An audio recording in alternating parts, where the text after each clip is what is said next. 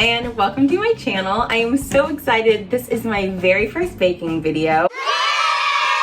So I first and foremost am going to go over some tools that I use while I'm baking. They make the biggest difference and I am excited to get it started with y'all. Here we go. Okay, so we have some mixing bowls, nothing fancy, nothing too schmancy, just some good and sturdy mixing bowls that we're gonna use.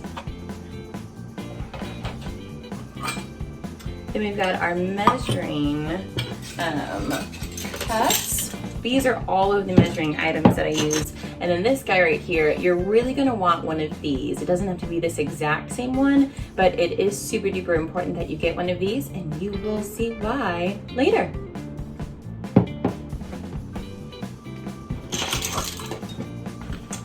Okay, I absolutely love this parchment paper. I love these parchment paper sheets because they are already pre-cut. They come out already in a square.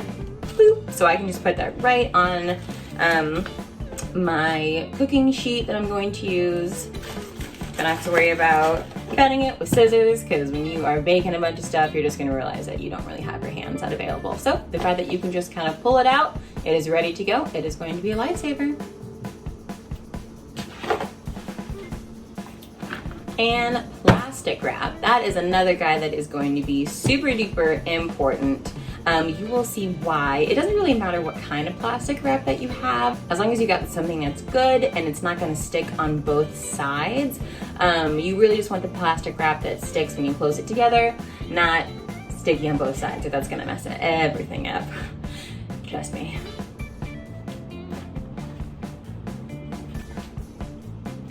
Okay, and then you've also got your cooking mat. This guy right here is actually super duper helpful whenever you are just doing anything with baking, especially with dough. You can just put that on there. Well, first and foremost, make sure you put some flour on there, and then you just put your dough on there, and it really makes it easy to cook. Super duper helpful. And a rolling pin. And then we also have our piping bags. It doesn't really matter what brand you use. You can use Wilton or your handy dandy bags from Michaels or from Hobby Lobby. I have a bajillion of them, but I first and foremost just kind of started off with these guys. They're not super duper expensive if I remember correctly. But yeah, these guys are absolutely great, but you really should make sure that you kind of have a couple. And we have our fill bottles. So these guys are super duper important. You can get them from Michaels. I think you can also get them from the dollar store, but I know that everybody's dollar stores and Dollar Trees and all of those things aren't exactly the same, but you for sure can get them at Michaels. You will see a little bit later why they are so important. I would for sure start off with 4. I believe at Michaels they come 2 and 2, a little 2-packer. So, but these are super duper important. They also come with little red tips, but I've lost all of those, so. You're also gonna need a squeeze bottle. So this squeeze bottle you can actually find anywhere. I also believe that they have these at the dollar store.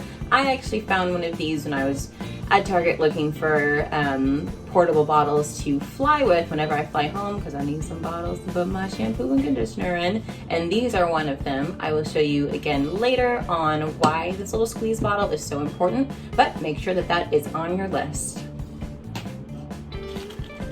Okay, I can't remember what these little guys are called, but they are super duper handy. They're not extremely necessary. I would say the first couple of times that I started making cookies, I didn't have them, but they ended up really coming in handy. You use them actually when you are using your piping bags. They go on the end of your piping bags, and it makes it that it's just gonna hold the piping bags a little bit more sturdy and make them easier to squeeze.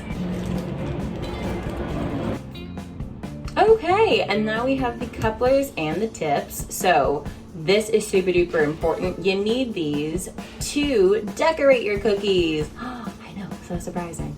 So I always think that you can never have enough number 2s. As you can see real quick, me at Michaels.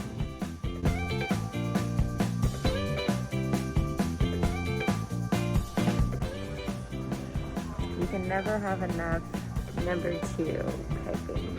Little pipe, I think is Yeah, they're not super expensive. I believe the tips are honestly like 99 cents each, and the couplers aren't expensive as well. And these two guys come together.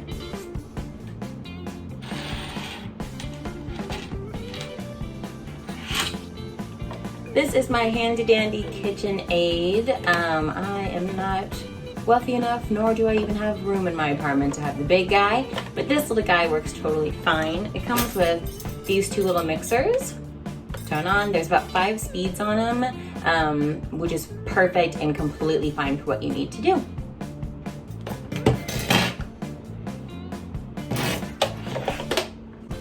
Then we have our food coloring. So with this one, I've actually watched a lot of YouTube videos and it seems to be everybody's favorite. I love these because the colors turn out so good and you really don't have to use much at all. They last really, really long and they don't taste. So especially the black and the red, they don't taste like black or red. You have your toothpicks. I mean, fancy people have those sticks where they can use to help with the designs, but I just have these toothpicks, which you know you can get anywhere.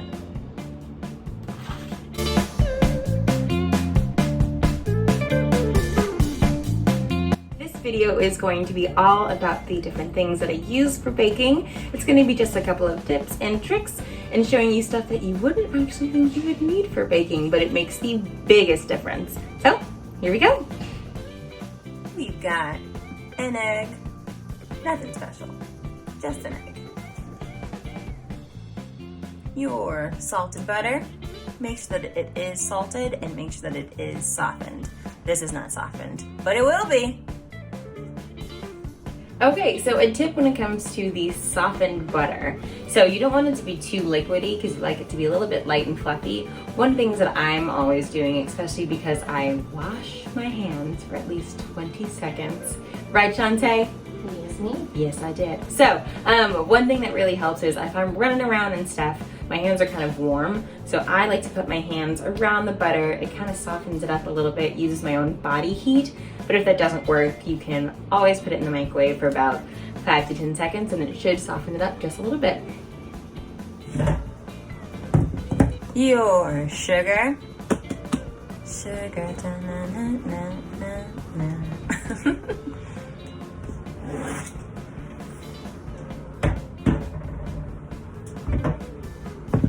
Flour. Make sure that you got a lot of it. We're gonna need a lot of it. Probably not this much, but still a good amount of it. Vanilla. I got this vanilla from Trader Joe's. Trader Joe's has a really good price. I'd say this whole thing was about $9, and I got a whole big size of it.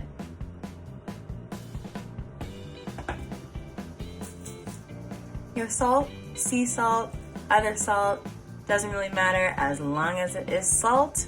If it's not, you will be salty. Baking powder.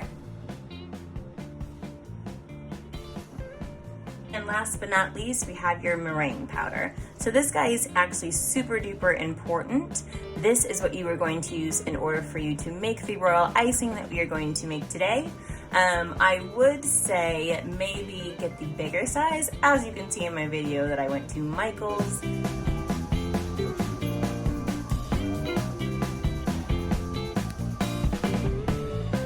So you can get the little guy size or you can get the big guy size.